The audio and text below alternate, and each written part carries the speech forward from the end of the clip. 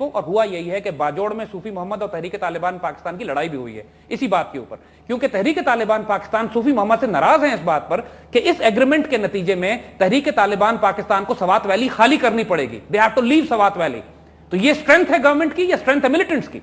Government की strength है, लेकिन यहां पर मौलाना सूफी मोहम्मद की सर कितनी से है तहरीक तालिबान के हवाले से? देखिए, तहरीक तालिबान को तो ये रोक सकते हैं क्योंकि दोनों मिलिटेंट्स हैं, दोनों ग्रुप्स हैं वहां पे, लेकिन सूफी मोहम्मद स्टेट और रियासत के खिलाफ इस वक्त जंग नहीं कर रहे हैं। माजी में इन्होंने की थी, अब नहीं कर रहे हैं। Right now he is behaving very well. तो इस लिहाज से he is on our side और इसने मिलिटेंट्स को, तहरीक तालिबान को निकाला है यहां से। और सूफी मोहम्मद अपने ही लोगों के खिलाफ खुद कुछ हमले तो नहीं कर रहा है, ना बार्बर शॉप से हमले कर रहा है, सिक्योरिटी फोर्सेस पे हमले कर रहा है। Try to understand, it was a battle area. इसमें हम एक पीस लाने की कोशिश कर रहे हैं। ये बैटल कंडीशंस हैं, वॉर कंडीशंस हैं, इसके अंदर बहुत से कंसेशंस देने भी पड़ेंगे। अदल के हवाले से एक सवाल और जन्म लेता है। अभी सूफी मोहम्मद साहब का जो एक बहुत बड़ा जलसा हुआ, उन्होंने कहा कि जनाब ये जो सुप्रीम कोर्ट है और ये जो हाई कोर्ट है ये गैर शरई है।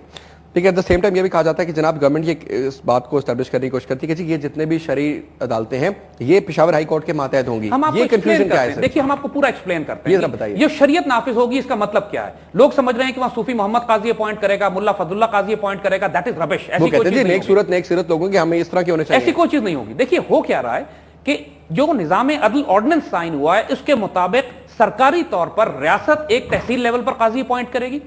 तहसील लेवल के बाद डिस्ट्रिक्ट लेवल के ऊपर उस काजी की अपील होगी, डिस्ट्रिक्ट काजी होगा। देखिए, इसको कहते हैं कोर्ट ऑफ जिला काजी, कोर्ट ऑफ इजाफी जिला काजी, इलाका काजी, इलाका काजी और फिर एग्जीक्यूटिव। इसको आसान करके बताते हैं कि तहसील लेवल पर काजी, उसके ऊपर डिस्ट्रिक्ट लेवल पर काजी, उसके ऊपर पेशावर हाई कोर्ट की शरीयत एपलेट बेंच, उसके ऊपर सुप्रीम कोर्ट की शरीयत एपलेट बेंच।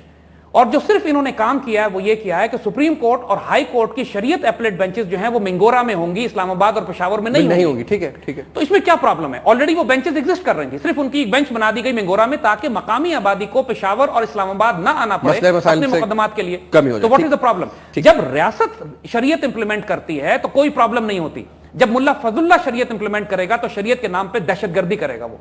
तो लिहाजा जो सवात के लोगों की डिमांड थी कि हमें अपना पुराना निजाम भी दो, रियासत इंप्लीमेंट करे, ये तमाम के तमाम जुडिशियल ऑफिसर्स चाहे वो काजीज हों, ये हाई कोर्ट अपॉइंट कर रही है, इनको तनख्वाहें रियासत से दी जाएंगी, ये सरकारी मुलाजिम होंगे और कोई इसमें काम खिलाफ शरा नहीं है, शरीयत के मुताबिक है। और ये शरीयत इंप्लीमेंट करेंगे अपने मकामी लॉज की, अपने मकामी लोगों की जरूरत के मुताबिक। यहां पर कोई हाई फाई किस्म का इशू इन्वॉल्व ही नहीं है शरीयत के हवाले से। और प्लस लोग शरीयत से डरते क्यों हैं? क्या शरीयत का मतलब सिर्फ कोड़े मारना और हाथ काटना है?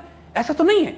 शरीयत में जो निजाम अदल है उसका मतलब यही है कि जो वहां पर जुल्म है, जो लोग जायदाद के तनाजे हैं, झगड़े हैं, खानदानी मसाइल हैं, लोगों के ऑन ग्राउंड वही हल हो जाए। अच्छा, दूसरी चीज यहाँ पे एक और सामने आती है, इससे पहले कि हम अगले इंपॉर्टेंट पॉइंट्स की तरफ चले, बड़े इंपॉर्टेंट चंद और पॉइंट्स हैं, अभी हमने तकरीबन हाफ वे क्रॉस किया। वो ये भी कहते हैं कि जनाब के दाढ़ी भी लाजमी होगी। वो कहते हैं जनाब कि वहाँ पे जो भी औरत आएगी वो बुरका पहनेगी, मतलब बुरके से मुराद वो अपना पूरा चेहरा कवर करेगी। तो मेरी बात हुई अमीर इज़्ज़त साहब से, जो कि स्पोक्स पर्सन सूफी होते, उन्होंने कहा जी बिल्कुल ऐसे ही होगा। तो मैंने कहा कि फिर जो अंग्रेज औरतें आती हैं, जो टूरिज्म होता है, ये सारा कुछ इसका क्या? उन्होंने कहा नहीं जी, यहाँ के सिस्टम के मुताबिक होगा। तो डू यू थिंक पहले तो ऐसा नहीं था, तो ये अभी थोड़ा सा एक स्टेप? देखिए, जब होगा तो देखिएगा ना। ये क्लेम कैसा होगा? देखिए, उनका क्लेम जो मर्जी करने दें, इंप्लीमेंट वो हो रहा है जो रियासत चाह रही है। तालिबान की मर्जी नहीं चल रही वहां पे, ये बात ध्यान में रखिएगा। सारे काजी रियासत के अपॉइंटेड हैं और वहां पर अगर मकामी आबादी खुश है, इस बात से, अपने काजियों से खुश है, रियासत इंप्लीमेंट कर रही है शरीयत को, उनको बोलने दे जो वो बोल रहे हैं। Let's see what happens. देखिए, एक आप उस कल को फिर झगड़े जन्म ले सकते हैं। झगड़े तो होंगे।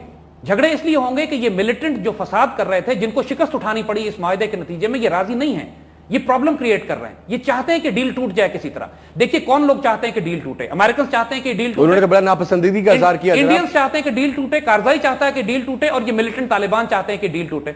अगर ये हमारे दुश्मन चाहते हैं कि डील टूटे तो यार इस डील को सलामत रखना फिर हमारी नेशनल सिक्योरिटी रिस्पॉन्सिबिलिटी बन जाती है। अभी कायम रखें इसको। अभी हमने सवात में फसाद नहीं करना है।